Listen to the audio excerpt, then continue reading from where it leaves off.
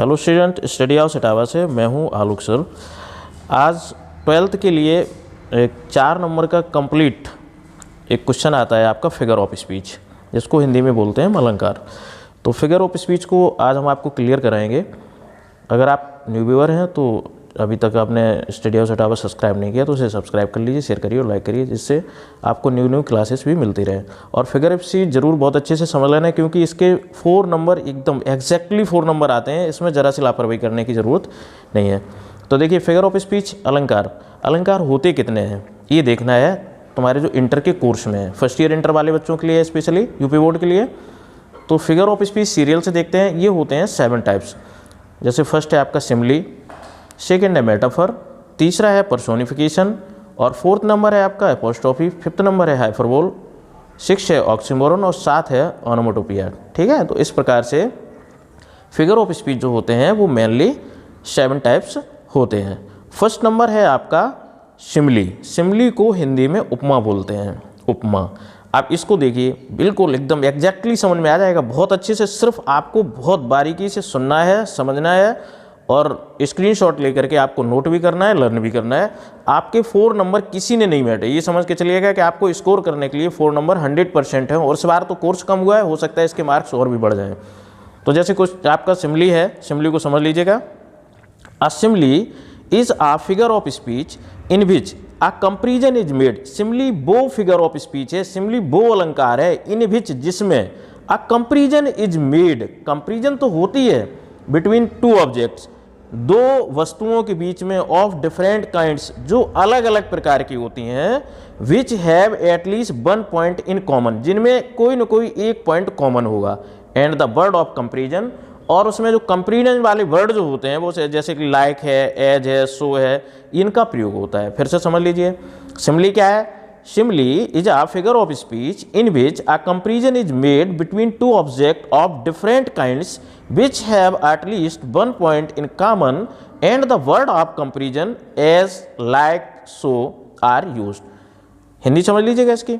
सिमली वो figure of speech है जिसमें कंपैरिजन होती है 2 वस्तुओं के बीच में, लेकिन उसमें से कम एक पॉइंट कॉमन होगा, और कंपैरिजन वाले वर्ड जिन वर्ड से क्लियर होता है कि कंपैरिजन की जाती है, जैसे लाइक है, एज है, सो है, इन शब्दों का प्रयोग होगा। फॉर एग्जाम्पल, जैसे her face is like the moon, her face, उसका चेहरा, इज मीन्स है, लाइक मीन्स के समान, मून मीन्स चंद्रमा के समान, तो उसका चेहरा चंद्रमा के समान है, अर्थात उसके चेहरे की कंपैरिजन चंद्रमा से की गई है। तो तुलना हुई है, और तुलनात्मक शब्द लाइक का प्रयोग भी हुआ है। तो ध्यान रखिएगा, अगर सेंटेंस लाइक, एज, सो आदि आदि का प्रयोग होता है तो सिमली फिगर ऑफ स्पीच होगा। जैसे बर्ड्स आर लाइक लीव्स, शब्द जो होते हैं वो पत्तियों के समान होते हैं, वर्ड्स आर लाइक लीव्स, तो शब्दों की तुलना पत्तियों से की गई है।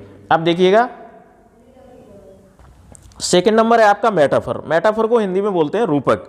अ metaphor is a figure of speech in which 2 things are compared, जिसमें 2 वस्तुओं की तुलना की जाती है, but words of comparison are not used. देखिए, सिमली में भी 2 वस्तुओं के बीच तुलना होती है और मेटाफर में भी 2 वस्तुओं के बीच में तुलना होती है, लेकिन कंपैरिजन के जो वर्ड होते हैं, सिमली में लाइक एज सो का यूज होता है और मेटाफर में लाइक एज सो का यूज नहीं होता है। ये एक इम्प्लीट सिमली बोला जाता है, नहीं छुपा हुआ सिमली होता है, लेकिन इसमें लाइक एज और सो का यूज नहीं होता है। जैसे फॉर एग्जाम्पल लिखा है लाइफ इज ड्रीम, जीवन एक स्वप्न है, अर्थात जीवन की तुलना स्वप्न से की गई, तो जीवन एक स्वप्न है, जीवन स्वप्न के समान है, जीवन की तुलना स्वप्न से की गई, तो बोलेंगे हम जीवन स्वप्न के समान है।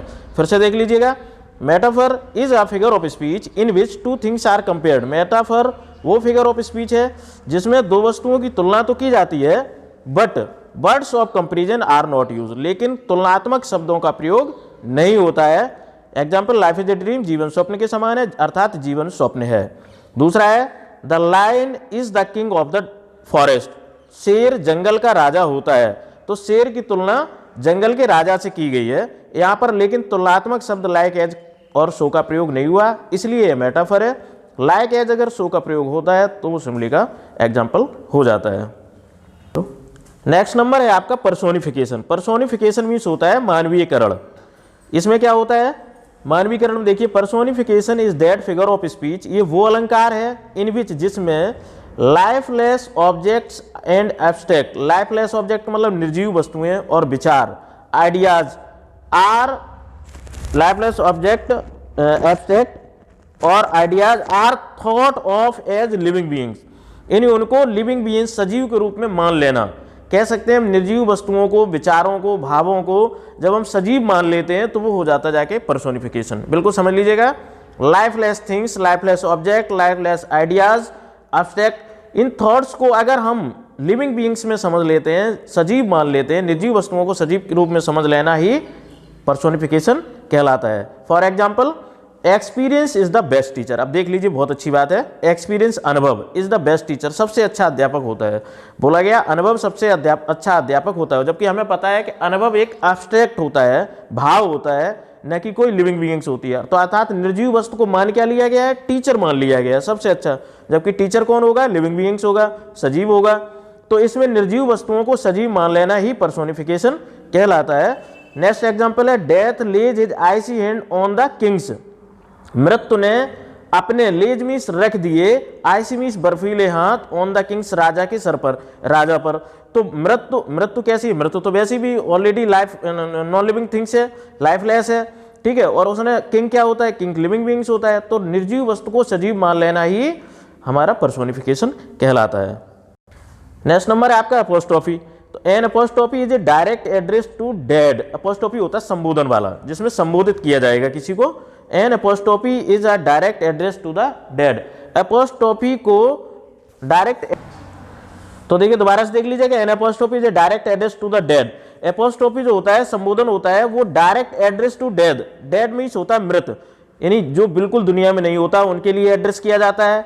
टू द एब्सेंट, जो एब्सेंट होते हैं यानी अनुपस्थित होते हैं। और टू पर्सोनिफाइड ऑब्जेक्ट, या जो मानवीकरण ऑब्जेक्ट होते हैं उनको एड्रेस करने का कार्य करता है, वो होता है हमारा एपोस्ट्रोफी। जैसे ओ डेथ, अब संकेत किया गया, ओ डेथ, संबोधन किया है डेथ को, ठीक है। तो ये डेथ का मतलब हो गया जाके मृत्यु। मृत्यु को संबोधित करते हुए बोला जाता है वेयर दाई स्टिंग। तो इस तरीके से ये डायरेक्ट वे में किसी डेथ को, एब्सेंट को या पर्सोनिफाइड ऑब्जेक्ट को संबोधित करने का कार्य अगर हो रहा है तो वो एपोस्ट्रोफी के अंतर्गत किया जाता है, जिसको संबोधन अलंकार कहते हैं। नेक्स्ट नंबर है तुम्हारा हाइपरबोल। हाइपरबोल होता है अतिशयोक्त। इसको पहले हिंदी में समझ लीजिएगा। अतिशयोक्त क्या होता है, जब हम किसी बात को बहुत ज्यादा बड़ा चढ़ा करके बोले या कम ज्यादा करके बोले, घटा करके बोले, बहुत ज्यादा हाइपर करके बोले या बहुत कम करके बोलते हैं, तो वो हाइपरबोल अतिशयोक्त के अंतर्गत आता है। जैसे hyperbole is that figure of speech. Hyperbole वो अलंकार है इन विच थिंग्स और पर्सन्स, जिसमें वस्तुएं, व्यक्ति आर रिप्रेजेंटेड। रिप्रेजेंटेड मीन्स होता है उपस्थित किए जाते हैं एज ग्रेटर, या तो बहुत अधिकता में, या लेस या बहुत कम में, बेटर या बहुत अच्छे या बहुत बुरी स्थिति में, देन दी एक्चुअली, जो उनकी वास्तविक स्थिति होती है उससे। ये बनता है कि हाइपरबोल। तो फिर से समझ लीजिएगा, हाइपरबोल में किसी बात को बढ़ा चढ़ा करके कहना या बहुत घटा के कह देना ही अतिशयोक्त अलंकार या हाइपरबोल कहलाता है, फिगर ऑफ स्पीच कहलाता है। जैसे लिखा है she shed oceans of tear. उसने वो इतना रोई कि आंसू उसके, सी सैड मींस बहाए, ओशंस ऑफ टीयर समुद्र भर आंसू, यानी कितनी बात को बढ़ा कर इतना नहीं रो सकता है जिसमें कि समुद्र भर जाए।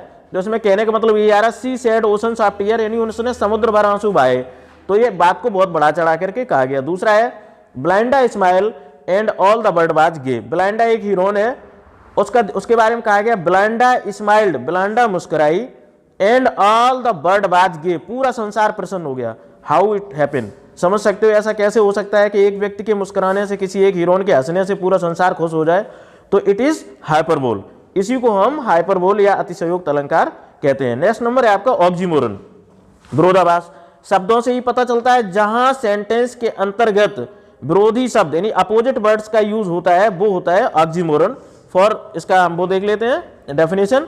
N oxymoron is a figure of speech. Oxymoron वो अलंकार है इन विच, जिसमें टू अपोजिट आइडियाज, दो विरोधी विचार, आर पुट टुगेदर, एक साथ प्रयोग किए जाते हैं। समझ लीजिएगा, जहां सेंटेंस में अपोजिट वर्ड्स का यूज हो, ऑक्सीमोरन, अपोजिट, ऑक्सीमोरन का मतलब विरोधाभास, अर्थात अपोजिट वर्ड्स का यूज हो, समझ लीजिएगा वो आपका ऑक्सीमोरन फिगर ऑफ स्पीच है। जैसे दिस इज एन ओपन, यह एक खुला रहस्य है। ओपन मीन्स खुला और सीक्रेट मीन्स रहस्य अर्थात बंद।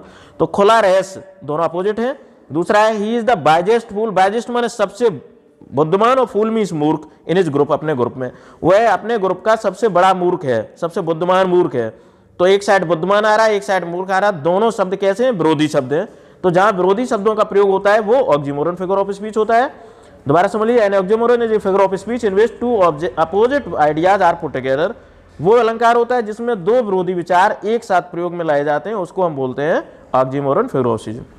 7 नंबर और लास्ट नंबर है आपका अनोमोटोपिया, जिसको ध्वनित अलंकार कहते हैं। इससे ध्वनि निकलेगी किसी की आवाज, चाहे वो पशु पक्षियों की हो, चाहे नदियों की हो, चाहे मनुष्य की हो, जानवरों की हो, किसी की भी आवाज हो सकती है। जहां आवाज यानी ध्वनि प्रदर्शित की जाए वो आपका अनोमोटोपिया यानी ध्वनित फिगर ऑफ स्पीच, ध्वनित अलंकार होगा। जैसे लिखा है onomatopoeia is that figure of speech, ये वो अलंकार है इन विच जिसमें साउंड सजेस्ट इट्स मीनिंग, ध्वनि ही इसकी मीनिंग, इसके अर्थ को प्रदर्शित करती है। एग्जाम्पल में the morning of dubs, dubs means होता है फाटते, उनका मॉर्निंग मीन्स आवाज करना, उसका बोलना, ठीक है, तो ये उसकी आवाज आ गई, ध्वनि है, इसलिए ये अनोमोटोपिया हुआ। नेक्स्ट नंबर है grunt, grunt goes the hog, hog होता है आपका पिग के लिए आता है, सुअर के लिए आता है, तो ये जो सुअर होते हैं वो आवाज उनकी होती है ग्रंट ग्रंट, ये ग्रंट ग्रंट करके आवाज करके जाते हैं, तो इस प्रकार से ये अनोमोटोपिया। तो इस तरीके से आप लोगों का figure of speech 4 number exact clear है। आगे अच्छे से इनको दोबारा से देख लीजिएगा, स्क्रीनशॉट ले लीजिए, इनके एग्जाम्पल्स को कर लीजिए क्लियर। That's all.